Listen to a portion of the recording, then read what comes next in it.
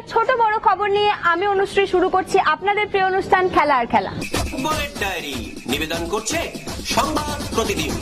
গত বছর পর্যন্ত ইন্ডিয়ান সুপার লিগ এফএসডি এর পরিচালনা করলেও এবার ভিন্ন পরিস্থিতি। প্রথম থেকেই যথেষ্ট নিষ্ক্রিয় থেকেছে তারা, যার ফলে গত কয়েক মাস ধরেই আইএসএল নিয়ে ছিল ধোঁয়াশা।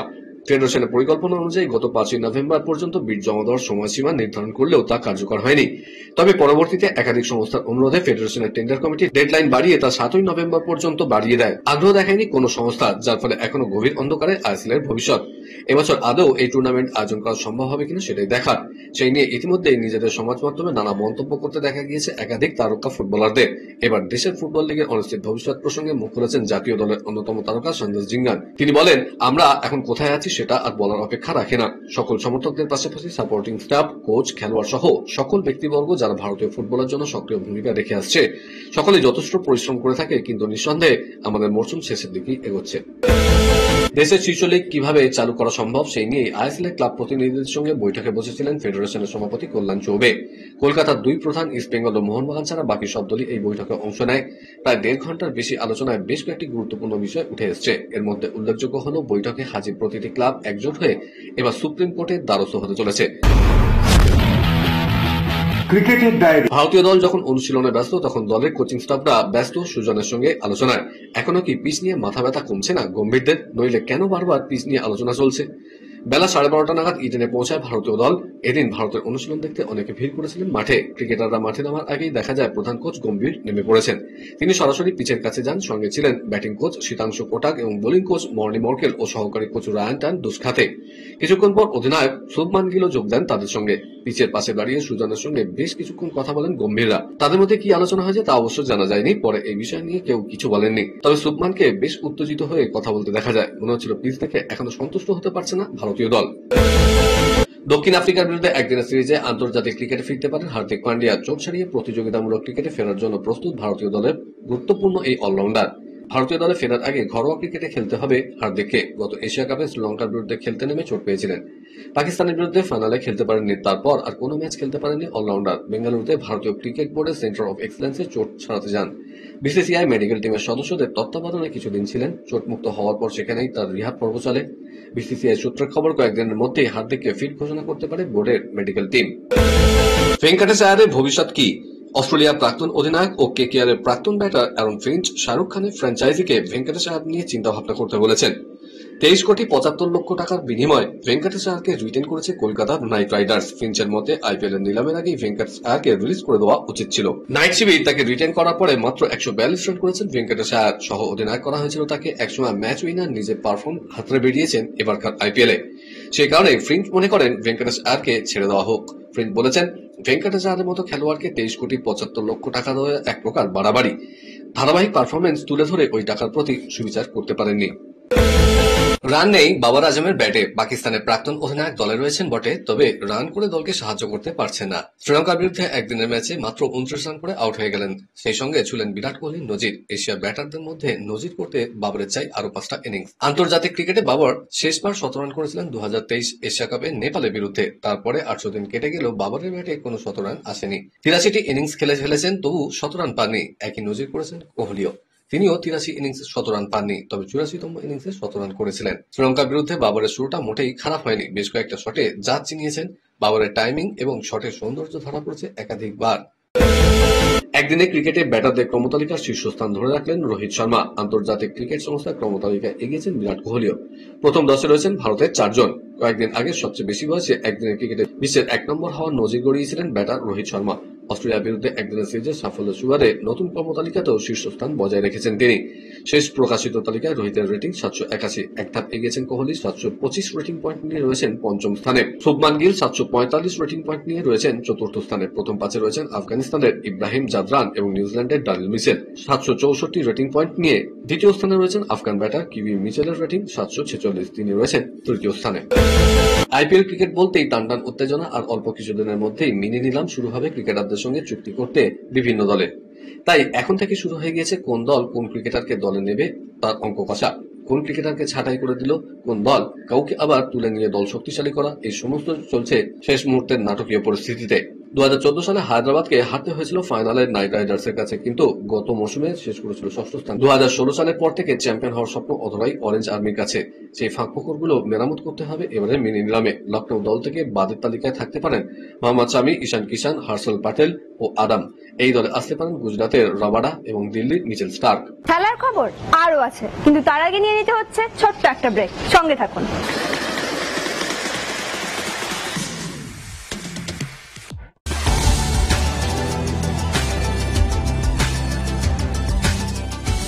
কেআরকে নিউজ মিডিয়া প্রযোজিত সাপ্তাহিক বিনোদন অনুষ্ঠান বিনোদন.com দেখুন প্রতি শনিবার ঠিক রাত 10:25 আপনাদের প্রিয় চ্যানেল ভিশনে।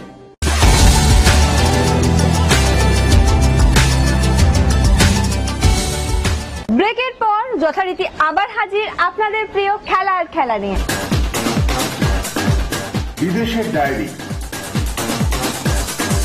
দুই ফুটবলারই ক্যারিয়ারে 5টি করে বিশ্বকাপ খেলে ফেলেছেন। আগামী বছর আমেরিকায় ফুটবল বিশ্বকাপ, সেখানে কি দেখা যাবে তাদের? নিজেদের 6 নম্বর বিশ্বকাপ কি খেলবেন Cristiano Ronaldo, Lionel Messi? Ronaldo জানিয়ে দিয়েছেন 2026 বিশ্বকাপই তার শেষ। অন্যদিকে লিওনেল মেসি আবার বিশ্বকাপে খেলা নিয়ে অনিশ্চিত। এক সাক্ষাৎকারে জানিয়েছেন রোনাল্ডো, তাকে জিজ্ঞাসা করা হয়েছিল 2026 সালের বিশ্বকাপে কি পর্তুগালের জার্সিতে তার শেষ প্রতিযোগিতা হতে চলেছে। জবাবে CR7 বলেছেন, অবশ্যই, তখন আমার 41 বছর বয়স হবে এবং ওটাই শেষ। রোনাল্ডোর কথা থেকে স্পষ্ট, তিনি ঠিক করে ফেলেছেন যে 2026 সালের বিশ্বকাপে খেলতে চান। কবে অবসর নেবেন তিনি? CR7 জানিয়েছেন, আরো 1 বা 2 বছর খেলতে চাই, তারপর পেশাদার ফুটবল থেকে অবসর নেব।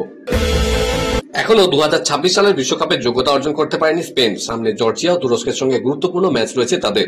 তার আগে ফেডারেশন ও কোচকে লুকিয়ে অস্ত্রোপচার করেছিলেন লামিনে ইয়ামাল। আপাতত কিছুদিন খেলতে পারবেন না, ফলে বিশ্বকাপে যোগ্যতা অর্জন পর্বের ম্যাচে তাকে পাওয়া যাবে না। ইয়ামালের কাছে হতবাক স্পেনের প্রধান কোচ লুই দি ফুয়েন্তে, পাশাপাশি ক্ষুব্ধ তিনি। স্পেনে 18 বছরের ইয়ামাল ইতিমধ্যেই তারকা। গত বছর ইউরো কাপে স্পেনকে জেতাতে বড় ভূমিকাও নিয়েছেন। স্পেনের ফুটবল ফেডারেশনের কাছে একটি মেডিকেল রিপোর্ট আসে, সেখানে লেখা ইয়ামালের কুচকিতে অস্ত্রোপচার হয়েছে। আপাতত 7 থেকে 10 দিন তার বিশ্রাম প্রয়োজন। খেলোয়াড়রা অনেক সময় বিপদে পড়ে যান ডোপিং পরীক্ষায়। আসলে ডোপিং করে খেলোয়াড়রা নিজেদের শক্তি বাড়িয়ে নিয়ে প্রতিযোগিতায় অংশগ্রহণ করেন এবং পদকও পেয়ে যান। সেই পদক শেষ পর্যন্ত হাতছাড়া করতে হয় ডোপিং পরীক্ষায় ওই প্রতিযোগী ধরা পড়লে। স্বাভাবিকভাবে তখন লজ্জার সীমা থাকে না, সেই কারণে ডোপিং নিয়ে কড়া সিদ্ধান্ত নেওয়া হয়েছে। ডোপিং করলে কেউই ছাড় পাচ্ছেন না, তিনি যতই তারকা খেলোয়াড় হোক না কেন, তাকে শাস্তি পেতেই হবে। 5 বছরের জন্য নিষিদ্ধ করা হলো এশিয়ান গেমসের পদকজয়ী হেমাথ্রোয়ার মঞ্জু বালাকে। তিনি এশিয়ান গেমসে ব্রোঞ্জ জিতেছিলেন, তবে 2024 সালের শুরুতে তিনি নিষিদ্ধ ওষুধ সেবন করেছিলেন। সেই কারণে ন্যাশনাল অ্যান্টি ডোপিং এজেন্সির অধীনে থাকা অ্যান্টি ডোপিং ডিসিপ্লিনারি প্যানেল তার শাস্তি ঘোষণা করেছে। ভারতের টি-20 টিমের 1 নম্বর মহাতারকা ব্যাটার অভিষেক শর্মা প্রায়শই বলেন তার জীবনে যুবরাজ সিং এর অবদানের কথা। অভিষেককে বলতে শোনা গিয়েছে কিভাবে তার ক্রিকেট আমল বদলে দিয়েছেন 2011 বিশ্বকাপের ম্যান অব দ্য টুর্নামেন্ট। এবার যুবরাজ বলে দিলেন, লোকে গত 1 বছরে অভিষেককে দেখে বিস্মিত হয়েছে, কিন্তু তার নেপথ্যে প্রচুর পরিশ্রম রয়েছে। গত 4-5 বছর ধরে অভিষেক নিজের ব্যাটিং নিয়ে খাটাখাটনি করেছে। লোকে গত 8-9 মাসের কথা বলছে, কিন্তু তার নেপথ্যে বছরের পর বছর ধরে কতটা পরিশ্রম মিশে রয়েছে তা অনেকেরই অজানা। বিশ্বকাপ জয়ী রিচা ঘোষকে সংবর্ধনা দেবে মোহনবাগান ক্লাব। আগামী 15 জানুয়ারি বাংলার একমাত্র বিশ্বজয়ী ক্রিকেটারকে সম্মানিত করবে সবুজ বেলুন শিবির। রিচাকে সংবর্ধনা দেওয়ার কথা আগেই জানিয়েছে কলকাতার আরেক প্রধান ইস্ট বেঙ্গল। এবারই প্রথম মহিলাদের একদিনের বিশ্বকাপ চ্যাম্পিয়ন হয়েছে ভারত। দলের অন্যতম গুরুত্বপূর্ণ সদস্য ছিলেন উইকেট রক্ষক ব্যাটার রিচা। বিশ্বকাপে সবচেয়ে বেশি 12টি ছক্কাও মেরেছেন শিলিগুড়ির বাসিন্দা। গত শনিবার বিশ্বজয়ী ক্রিকেটারকে সংবর্ধনা দিয়েছে সিএবি। রাজ্য পুলিশের ডিএসপি পদে চাকরির নিয়োগপত্র তুলে দিয়েছেন মুখ্যমন্ত্রী। বিশ্বজয়ী বঙ্গত নয়ন নামে শিলিগুড়িতে নতুন ক্রিকেট স্টেডিয়াম তৈরির ঘোষণাও করেছেন। ভারতে কোনো মহিলা ক্রিকেটারের নামে স্টেডিয়াম নেই, সেদিক থেকে রাজ্য সরকারের এই উদ্যোগ অভিনব। কলকাতার ডায়েরি।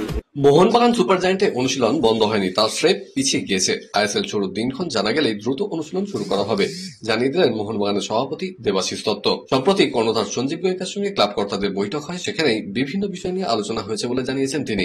তার কথায় সদর্থক বৈঠক হয়েছে, আমরা স্পষ্ট জানাতে চাই অনুশীলন বন্ধ হয়নি। ওড়িশা কেরলের মতো কিছু ক্লাব সিনিয়র দলের কাজকর্ম বন্ধ রেখেছে, মোহনবাগান সে পথে হাঁটবেন না বলে জানিয়েছেন দেবাশিস। তার কথায় গোয়েঙ্কা জানিয়েছেন বেতন বন্ধ করা হবে না, অনেক ক্লাবই বেতন বন্ধ করে দিয়েছে, আমরা সেটা করিনি। 15 দিনের মধ্যে জানা যাবে কবে থেকে আইএসএল হবে। অনুশীলন 10ই নভেম্বর থেকে হওয়ার কথা ছিল, এখন সেটা পিছিয়ে গিয়েছে। বেতন বন্ধ করেনি মানে দলটা রয়েছে। ফুটবলারদের লিখিতভাবে জানানো হয়েছে ফিটনেস বজায় রাখার জন্য কি কি করতে হবে তাও বলা হয়েছে, যে কোনো দিন আবার অনুশীলনে ডাকা হতে পারে। লিওনেল মেসির সামনে গোট কনসার্টে মোহনবাগান মেসি অলস্টার বনাম ডায়মন্ড হারবার মেসি অলস্টার ম্যাচের আয়োজন করা হচ্ছে। এদিন ডায়মন্ড হারবার এফসির তরফে গোট কনসার্টে তাদের লোগো ব্যবহারের অনুমতি দেওয়া হয়। এর আগে মোহনবাগানের তরফে একই অনুমতি পেয়েছেন গোট কনসার্টের উদ্যোক্তারা। যুব ভারতীতে হতে চলা অলস্টার ম্যাচে ভারতের প্রাক্তন ফুটবলারদের পাশাপাশি জন আব্রাহাম, টাইগার্স ট্রফির মতো বলিউড তারকারাও অংশ নেওয়ার কথা। গোট কনসার্ট হওয়ার কথা 13 ডিসেম্বর। এই কনসার্টে একটি ফুটবল ক্লিনিকে অংশ নেবেন মেসি। সেই ক্লিনিকে থাকার কথা রদ্রিগো দে পল এবং লুইস সুয়ারেজের মতো বিশ্বখ্যাত তারকারা। মেসিকে দেখার জন্য মুখিয়ে রয়েছেন দেশের ফুটবল প্রেমীরা। কলকাতা ছাড়াও এই সফরে দিল্লি, মুম্বাই এবং হায়দ্রাবাদে যাওয়ার কথা তার। এর আগে 2011 সালে প্রথমবার কলকাতায় আসেন লিওনেল মেসি। আজ তবে এ পর্যন্তই থাক, আবার দেখা হবে আগামীকাল ঠিক এই সময় এই চ্যানেলে। শুভরাত্রি।